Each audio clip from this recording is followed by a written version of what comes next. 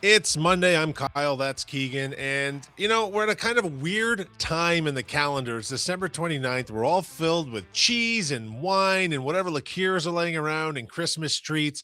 But it seems like the Major League Baseball executives might also be on board with that plan, Keegan, because absolutely crickets across the board. Nothing is happening right now. Give us an update. Nothing. I like it. I like it for 1 week because damn it, don't I wish that baseball did the NHL style off season where we meet up on July 1st, then everyone goes to their cottage because, when everyone got into the industry 30 years ago, you could still buy a cottage, however hockey works. But this is an okay time of the period for me, but I think it's going to pick back up very soon. And it feels like the market is waiting on the big Japanese names right now. We have a couple of those deadlines coming up the first few days of January. Mhm. The big one being Tatsuya Imai. Man, I think he is behind Dylan Cease, probably the pitcher I would have been most excited about in this market because there's upside. There's guys like Framber Valdez, Ranger Suarez. They're good. They don't excite you. They're good. Tatsuya Imai is someone who has the potential to be a great pitcher in Major League Baseball. So as we see him come off the market these next few days, another one of these big money, big names, then I think you see it start to roll. And that'll be fun because this is still January almost, and we're still talking about Kyle Tucker, Bo Bichette, the big names in the market, Bellinger as well. This is why every offseason, man, especially coming off a good Jays run, and my friends, they start to get into baseball again. And then you start to get the questions of like, why the hell hasn't this guy signed?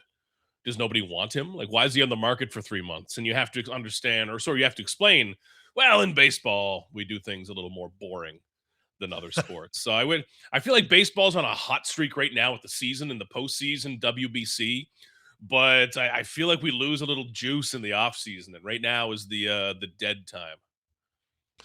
I want to come back to something you just hinted on in a second, but Tatsuya Imai, has his name been linked to many teams? Because I do notice with the Japanese players coming over, it seems to be a little bit more tight-lipped about where they might end up. Yeah, there's way less BS, and I like that. Yeah. It's interesting. It's like the big signing the White Sox just made, which I love. But for Mhm. the big Korean and Japanese players coming over, a lot of that is because their agents, their representation, their trainers, their people, their inner circle is not as connected to US media, and you do not get as much BS being floated. And I think this is kind of a good example of how much BS there is for a lot of the American players on the market, where there are some of those relationships. Stuff is being floated that might be information, it might be fluff. And the Japanese and Korean players coming over, the lack of that shows us what everything else really is at this point. Imai has not had that.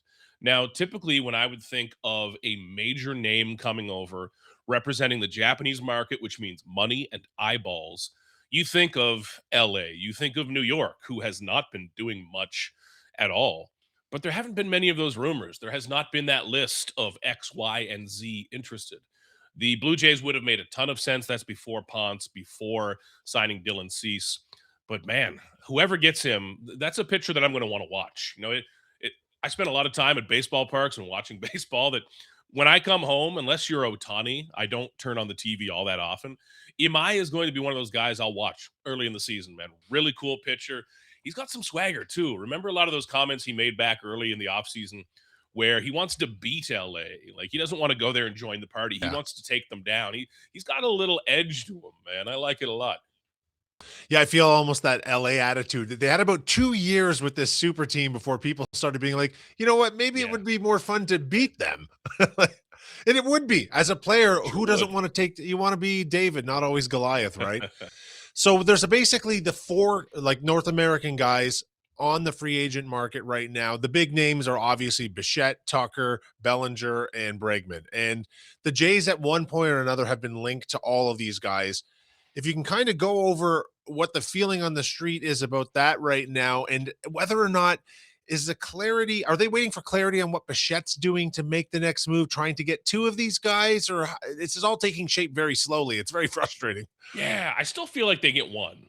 Yeah. I don't think, and I know that Blue Jays fans want me to say it's going to be both. They're going to get two, Yeah. and American media has learned that when you say that, you get 10,000 million views from Canadian baseball fans who have an incredible appetite and are incredible readers and engagers with this.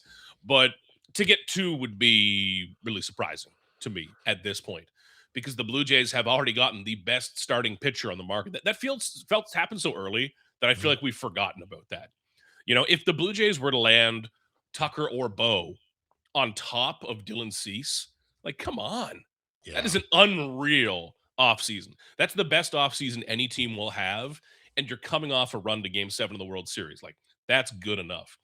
At this point, though, when I look at this market, I keep feeling, Kyle, like it's teams waiting for maybe one of these players to take a bridge deal instead of a big deal. And on the side of the players, they're waiting for the other thing. They're waiting for the big money to come in.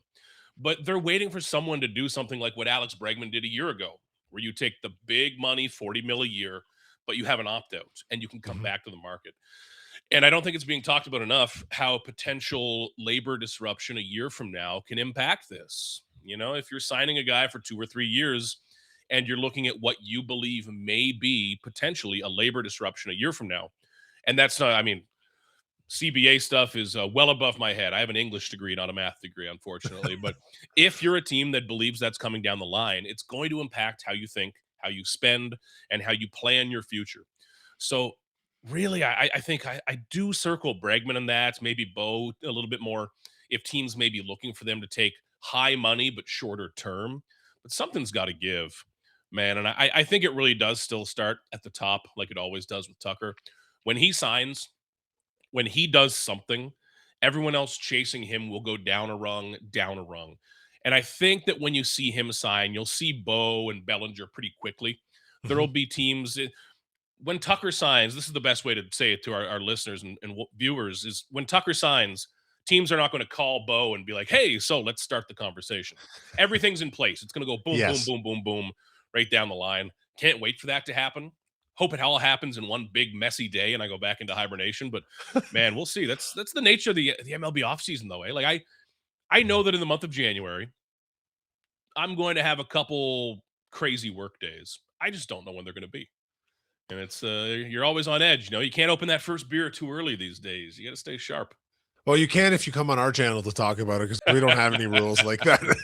We like to be a little loose with the rules I here, like it. Geeks. But well, it's just very interesting to see it, and the way you described them, it would all fall in place very quickly, and then boom! Essentially, once those guys are signed, teams are only adding smaller pieces. Once the big Japanese names are signed, it's just pieces from there. And another piece that's been talked about with the Blue Jays is Yoan Moncada, who used to be a pretty highly ranked was he not a pretty big deal prospect at some point? Huge, man. Coming into Chicago, he was one of the top prospects in baseball. Mhm. And Moncada, like when I look over where his career's been here this last couple of years, coming off of a year that's down by his standards, but if you extrapolate it over a full healthy season, it was okay. He just hasn't been at his best since his mid 20s, 2019 and 2021 with the White Sox. And as a big power bat, you dream on that. I don't know what he's listed at. 6 foot 220. He's bigger than that. Moncada is jacked. This is Yeah. an all power, massive athlete. I don't know where that fits on the Blue Jays, honestly. I feel like this is something that belongs more down the line where if you are the Blue Jays and you're looking for maybe that one extra bat just to cram in somewhere. We've talked before about how this team in the past has gone for Justin Turner, Brandon Bell, Daniel Vogelbach, the great Danny Burgers, and who was it last year? Ty France, who came in late. The Jays tend to like having this extra bat who's more of a first base DH type. And that it may not feel or seem like the most modern position, but when you do have some DH reps available to a small extent, some backup first base reps, someone like Moncada can be attractive to a certain extent. But this isn't the guy that anyone's going to be spending 25 million bucks a year on. Yeah. This is more of the accessory signing. So I think Moncada is one that even when I read that for the first time, because listen, my life is so far inside Blue Jays, Blue Jays, Blue Jays.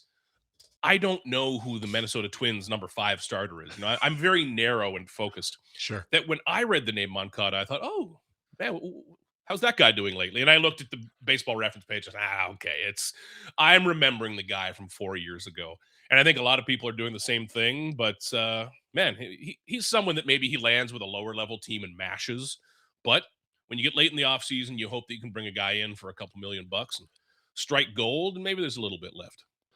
I'm going to go ahead and speak on behalf of Dan, who is absent today, and say that the Jays already have probably enough experience with an injury-prone switch hitter at this point in Anthony Santander, and and there's got to be some hesitancy there because, as you say, this he would be a piece player in Toronto, but he could be a starting position player and thrive in a different, smaller market. That's just the nature of the coming to a Jays team potentially.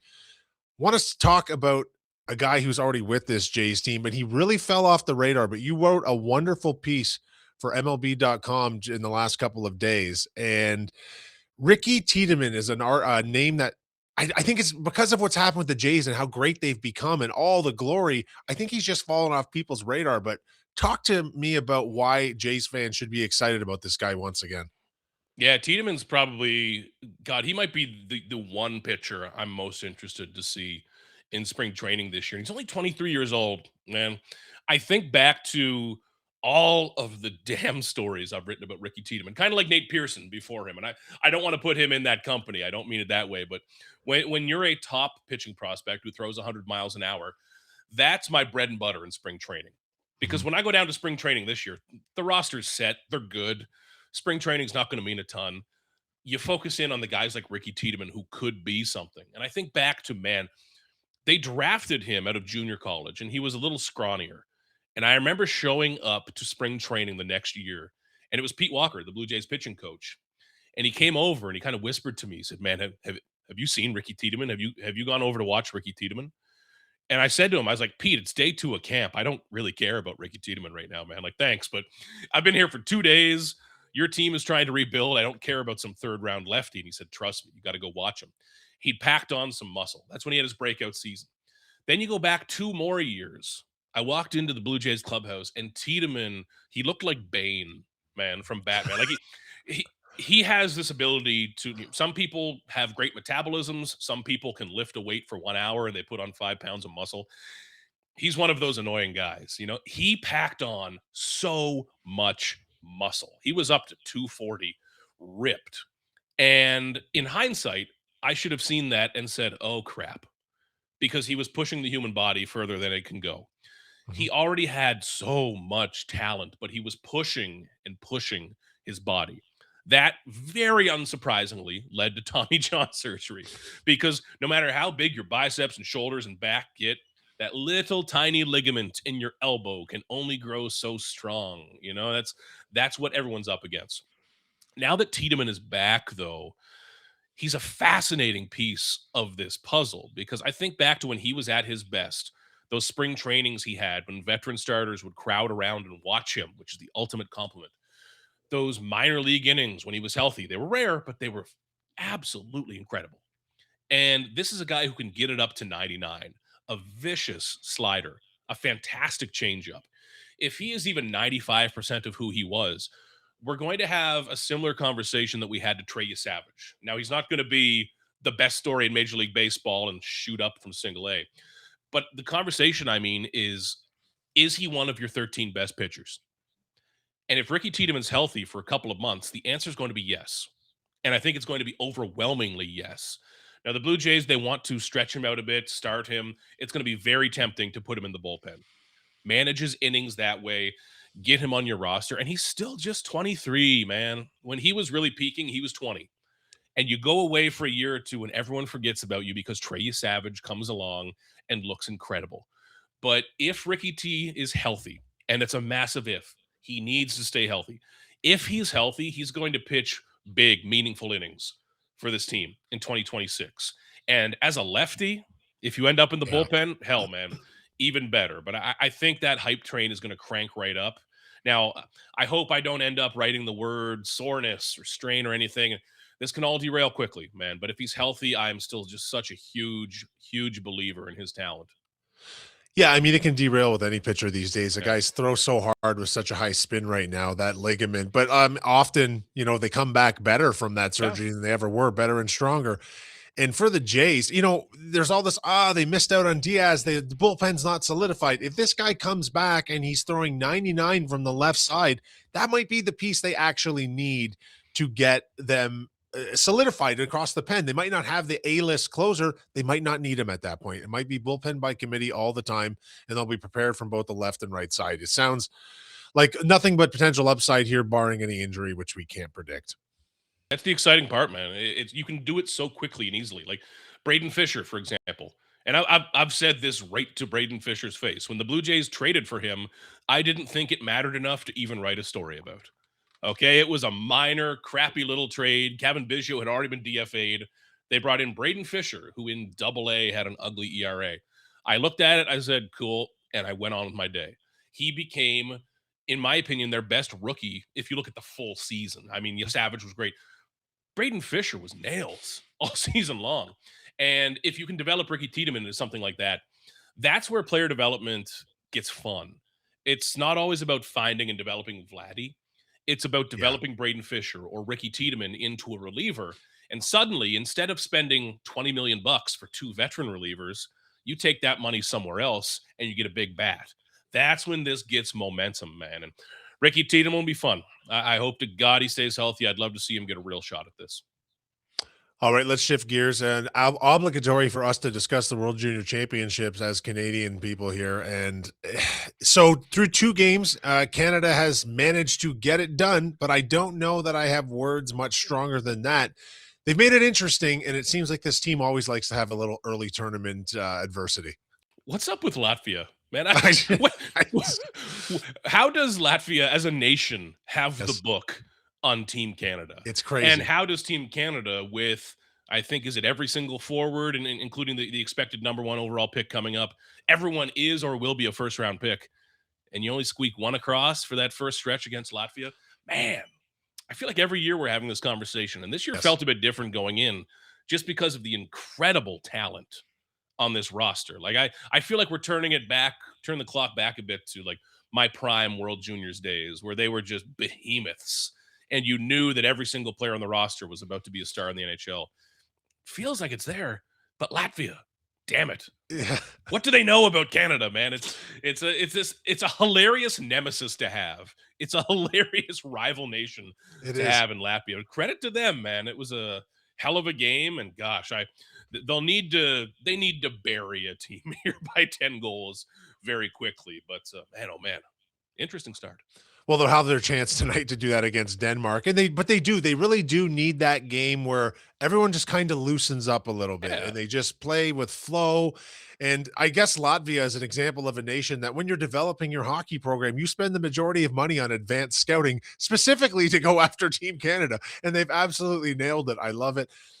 This tournament is so interesting, right? Because outside of Canada, you don't really hear much about it. Like, oh, obviously, it's the talk of Minnesota right now because they're there playing. I'm sure in the other nations there is some value to it for people, the Swedens and the Finlands of the world. Pierre Maguire has made that point to me, but it's just not even close to the full adult version of international hockey. And I always think it's so interesting how this became so embedded in Canadiana over the last 2 or 3 decades. yeah, and I feel like I've really come back to it now. Yeah, same. Because the World Juniors, I remember through the late 90s, early 2000s, 2010, that's when I would have been going through high school into college. And that is the point, I think, importantly for a lot of people around my age, where these players are a bit older than you. They seem like these grown-ups on your TV. Then you're the same age. Yes. Then I'm in my 20s and I'm thinking, oh, wait, were these kids all along? But now that I'm a bit older, I think I've kind of recaptured that, Yep. national pride element of it. And I remember those incredible teams, the stretches they went on, winning golds, some of the tournaments in Halifax that were so cool because everything that happens in Halifax is cool. But it's when I watch games like that Latvia game, part of me is sitting there thinking, man, this Latvian team is probably out there just having the time of their lives. And these Canadian kids are trying to stave off us having another national summit to discuss the state of hockey in this Exactly. nation. We take it a little seriously, okay? Our ties are tied a little tightly when it comes to the World Juniors because you've got every dad in this country cursing at his television at a bunch of teenagers from essentially Ontario. No Maritimers on the team this year. That's a weakness that needs to be addressed. But man, it's blows me away how seriously we take this tournament. And that can be a good thing. But when things don't go well and you get into talking about the state of hockey in Canada, I mean, maybe everyone else is just catching on and getting good as well. But I hope they can keep that conversation at bay, because when we discuss a losing World Juniors team, that may be the low point of Canadian sports media. How seriously we get into that, because we talk about it like we've just lost a war, and it's pretty funny. Well, I mean, we essentially do lose. Well, we lost the war last year, but Sure I did. think also there's an increased focus this year because it's an Olympic year too, and Yeah. because the pros are going back to it. And like we've been talking nonstop about how this roster. We did a whole show to debate how the Canadian Olympic roster Yeah. team might actually look, and that's just it's just who we are as a nation. So let's shift gear to a sport where we don't have a team, but we have adopted teams. And man, the NFL continues to stupefy me this year. I have no idea who the best team is. I have no idea who the favorites is. Green Bay lost, didn't look good. The Bills lost with the most inexplicable series of play calls I've seen throughout a four-quarter game by them in years. And the Bears lost in the craziest. I have to mention the Bears because you're a Green Bay guy. They lost in the craziest manner in an 80-point night when San Francisco finally had a defensive stand. It was a great day, great 4 days of football, 5 days of football. But man, there's no clear picture. This is insane. I have no idea who I like anymore. The Niners have to be up there. The Bears, as much They as have it no pains me, defense I mean, though. the awful defense, my God. And Like Philip and Rivers was marching on them, and unbelievable. And it's he has 10 too bad children. because the Bears offense, this pains me, is It's so good. spectacular. Their Caleb running Williams is game a setting weapon. things up. Caleb Williams, man, like it's like you took prime Aaron Rodgers in terms of his Yes. throwing and his release and gave him some more speed, And Yes. Aaron Rodgers, I've changed my tune on him a bit over the years because I wish I just never learned anything else about the guy.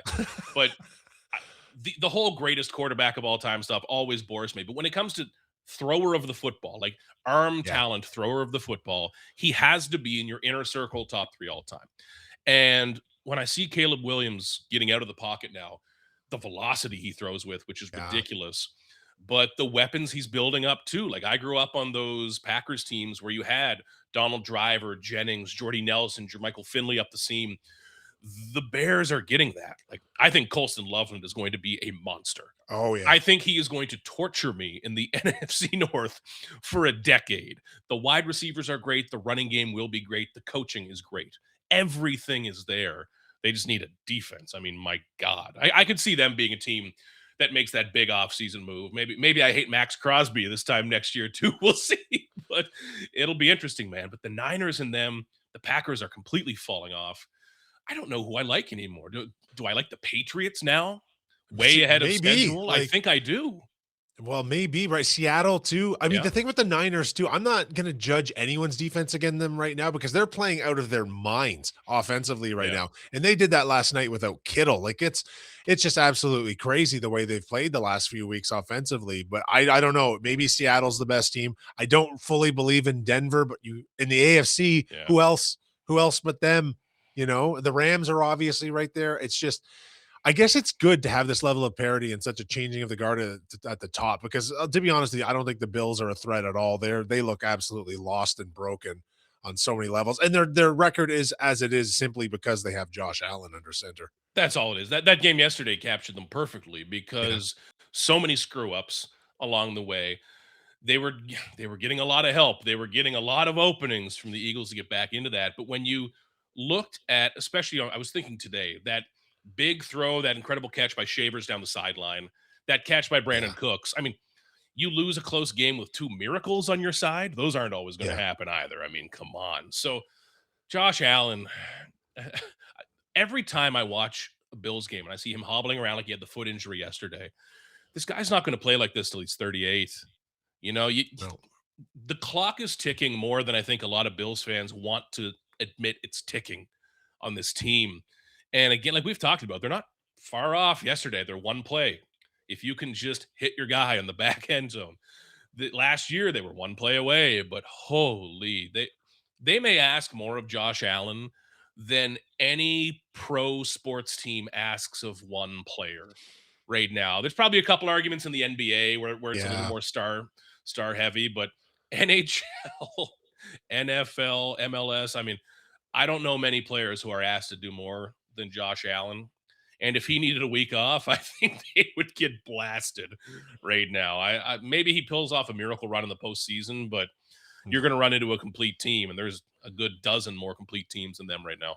I absolutely hated the call to go for 2 at the end of the game. I Yeah. mean, the previous point after it was just an incredibly well-timed block, and it's not they had held Philadelphia to absolutely nothing defensively in the second half, and Yeah. I don't understand why there's a big rush to go for the win there when you've only given up 13 points to the defending Super Bowl champion. They were all in the first half. But the play calling for me yesterday was just they know something I don't. Maybe guys are injured, guys aren't playing the same way. Maybe the wet field had something to do with it. I just thought it was terrible. And that million-mile backwards fumble by Josh, I mean, come on, dude. Just give the ball to James Cook 28 times. Make Just a do couple of that. plays with your feet, and Just do let's that. get out of here. But it pains me to watch their game plan because I feel like I'm watching a scramble game plan, not a scrambling quarterback, but just a coaching staff and a game plan scramble and try to catch up the entire time. You got James Cook, give him the ball a million times. You've got Josh Allen, limit and control this. But when you get Josh Allen running outside of the pocket and fumbling it backwards 30 yards, Not good. God, that was hard to watch, man, because they had 15 opportunities to win that football game and they didn't take them. And I agree with you at the end. I think that, that last second 2-point conversion, I think we all want to have that video game in our head and that narrative Sure. where, wow, what a moment. But didn't love that either. Yeah, and he missed the pass. The guy was open. Like Oh, that's God, part was of he it. ever. But I mean, you could also have been in overtime, and I know they've had place kicking. It doesn't matter. The game is done. 13-12. Yeah, listen, maybe the Eagles are a threat now too because they're hanging on in these games and they've played better in the second half. I don't know anymore, and I just I'm tired of taking a bath at It's Bet going to be a Rivers fun in my playoffs football to bets. bet. Let me tell you, It is. or a horrible one. I'll be saying I had the worst month of my life a month from now, but That's the it's one. you're not going to be betting on can this team come within 20 points of Patty Mahomes anymore? Like this is going to be a fun as hell playoffs if you're It sitting at is. home throwing a few bucks on these games. Yeah, we're gonna probably see. I'm guessing we're gonna see some new faces in the Super Bowl this year, Oh yeah, and that's exciting, right? Because maybe we're turning that all over. Anyways, Keegan, listen, thank you for everything. I'm hoping the next time that I see you on here, we're gonna have some actual big news to report. There's a lot of Japanese free agents coming on the market. There's the big guys all still available there. Sure, we'll break in with late breaking news at some point soon in the next week or two. Hope it's sooner rather than later. Thanks for joining us again this morning on Toronto Sports Rush, brought to you by Bet Rivers.